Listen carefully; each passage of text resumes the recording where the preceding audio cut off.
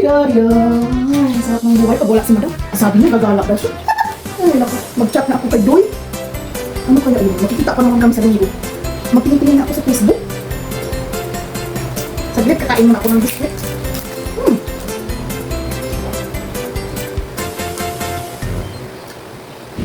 Tingnan nga natin yung post ni madam. Dito tayo ngayon sa Budot Short Order, guys. Siyempre, kinakaibigan ko yung kapitbahay namin na bagong dating. Halika, kasi lilibre niya ako ng merienda.